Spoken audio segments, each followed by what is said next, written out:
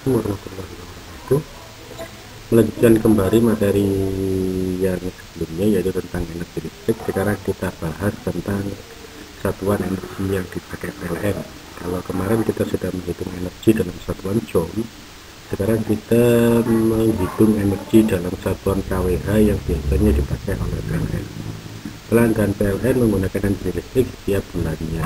Besar kecil penggunaan energi itulah yang digunakan sebagai dasar untuk membayar rekening listrik. Banyak energi listrik di sini dihitung dalam satuan kWh. Coba perhatikan, di situ K berarti kilo, yang artinya 1000, W itu watt, dan H itu berarti hour atau jam. Jadi di sini kWh dihitung dalam satuan yang lebih besar, yaitu kilowatt jam.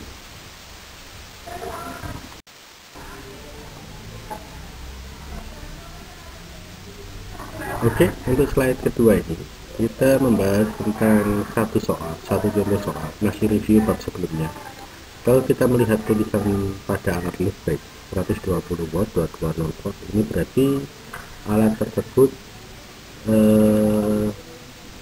cocok untuk dipasang di 220 volt 220 volt dan akan menghasilkan daya sebesar 120 watt. Apa yang terjadi jika lampu ini dipasang pada 110 volt? Maka akan terjadi perubahan daya keluaran. Kalau lampu berarti dia menyala redup. Ini menandakan bahwa daya yang dihasilkan lebih kecil. Nah, bagaimana kita menghitung daya yang baru? Maka kita perlu ingat bahwa kalau lampu dipasang pada tegangan yang berbeda, maka yang tidak berubah adalah hambatan. Ini berarti kalau kita klasifikasi tulisan 120 watt itu sebagai daya pertama atau P1, 220 volt sebagai V1, kemudian dipasang pada 110 volt. Nah, ini berarti dia akan menghasilkan daya yang berbeda, karena yang sama R-nya. Kita tinggal mereview bab sebelumnya bahwa persamaan dari P itu kan ada bermacam-macam. Kemarin ada P sama dengan V kali I, ada I kuadrat kali R. Salah satunya adalah V kuadrat per R.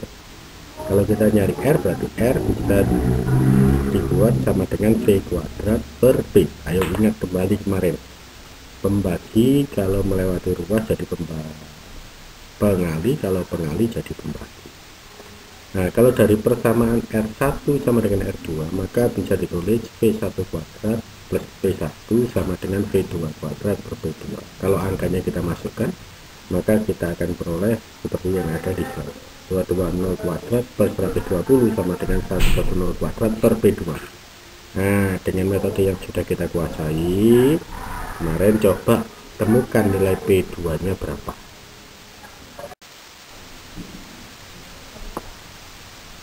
Untuk slide ketiga ini, kita berlatih mengerjakan soal yang sudah kita coba kerjakan berkali-kali, cuma dengan satu atau dua alat. Nah, sekarang kita akan mencoba mengerjakan bagaimana kalau alat itu jumlahnya banyak dalam satu rumah. Nah, ini akan coba kita kerjakan dengan menghitung satu-satu. Perhatikan, sebuah rumah setiap hari menggunakan alat-alat listrik sebagai berikut. 4 lampu masing-masing 10 watt menyala 10 jam. Sebuah setrika 300 watt dipakai 1 jam.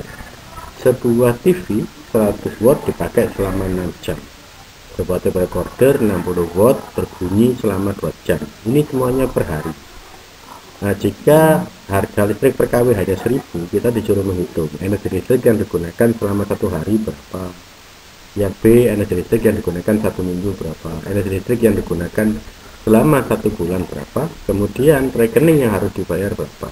Nah, ini rumus yang paling mudah untuk mengerjakan soal ini adalah N kali P kali T, tapi waktu yang dipakai adalah jam dan N adalah jumlah alat.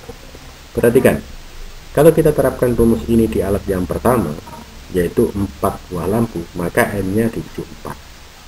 Itu adalah W alat yang pertama.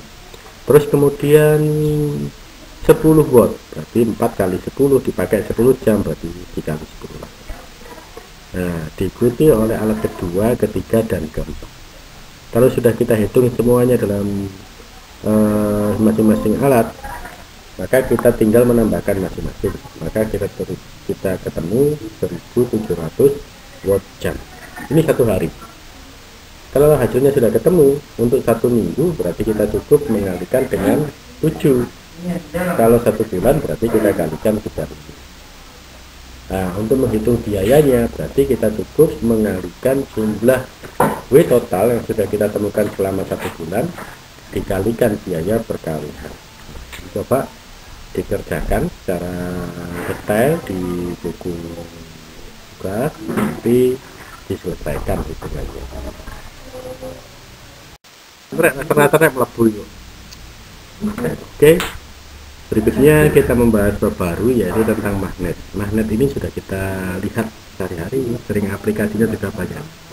Kemampuan suatu benda menarik benda lain yang berada di dekatnya disebut kemagnetan. Berdasarkan kemampuan benda menarik benda lain dibedakan menjadi 2, yaitu benda magnet dan benda bukan magnet. Nah, jadi benda magnet itu yang bisa ditarik magnet, yang bukan magnet yang tidak bisa ditarik oleh magnet. Magnet itu memiliki beberapa ciri-ciri yang pasti. Ini magnet itu memiliki kutub. Magnet selalu memiliki 2 kutub, kutubnya kutub utara dan kutub selatan.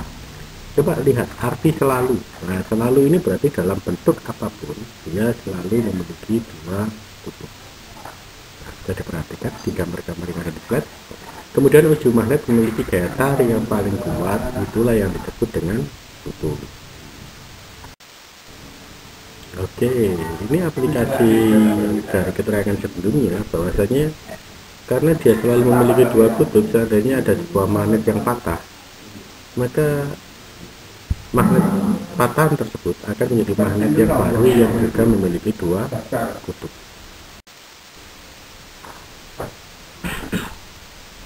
Yang kedua yang kita bahas di sini adalah interaksi antara 2 kutub magnet.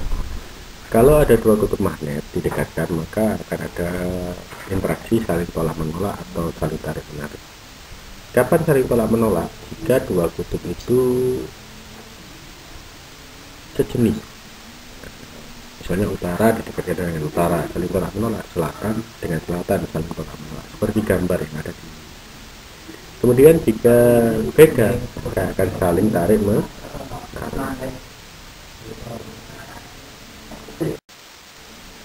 Kemudian salah satu ciri magnet yang lain, kalau dia dibiarkan bebas, artinya dia bisa bergerak bebas, maka 2 kutub ini akan menunjukkan kekhasannya, di mana kutub utara akan selalu menuju ke arah utara bumi, sedangkan kutub selatan dari magnet akan selalu menuju ke selatan kutub ini. Hal inilah yang dimanfaatkan sebagai penunjuk arah atau kompas. Misalnya kita selalu bisa menunjukkan arah utara dan selatan. Oke, berikutnya kalau kita mendekatkan benda di dekat magnet, maka kalau dekat tarikannya makin kuat, kalau jauh tarikannya makin lemah. Nah, ini menunjukkan daerah di sekitar magnet ini memiliki pengaruh yang berbeda. Nah, pengaruh tersebut disebut sebagai medan magnet. Medan magnet ini bisa digambarkan dengan garis-garis magnet yang memiliki ketentuan: 1. Tidak pernah berpotongan. 2. Keluar dari kutub utara masuk ke kutub selatan. Kemudian yang terakhir, semakin banyak jumlah garis gayanya maka medannya semakin kuat. Nah, ini kalau gambar medan ya harus memenuhi ini persyaratan ini semua. 3 ini tidak pernah berpotongan, keluar dari kutub utara masuk ke selatan. Kemudian makin banyak jumlah garis gayanya dia makin kuat. Nah, ini adalah gambar-gambar garis gaya magnet. Kalau magnetnya batang, kita perhatikan panahnya itu selalu keluar dari kutub utara. Nah, kalau digambar banyak garis, lebih dari 1 garisnya tidak pernah saling silang atau saling potong. Mau bentuknya seperti apapun, dia harus mempengaruhi, harus mengikuti aturan 3 tadi. Coba kalau kutub utara dekat dengan kutub utara, dengan selatan dia masuknya ke selatan, keluarnya dari utara. Ini nanti semuanya digambar di catatan yang rapi, yang bagus. Kemudian tugas-tugas di atas tadi yang belum diselesaikan ini diselesaikan. Jangan hanya ditulis titik-titik, tetap titik-titik. Maksudnya titik-titik itu berarti disuruh menyelesaikan di rumah. Oke, itu tadi materi mengenai listrik dan tambahan magnet. Ada yang belum disampaikan atau kurang detail disampaikan, nanti dicari, bisa di buku yang ada di perpustakaan atau bisa browsing untuk melengkapi kekurangan materi magnet. Oke, terima kasih. Assalamualaikum warahmatullahi wabarakatuh.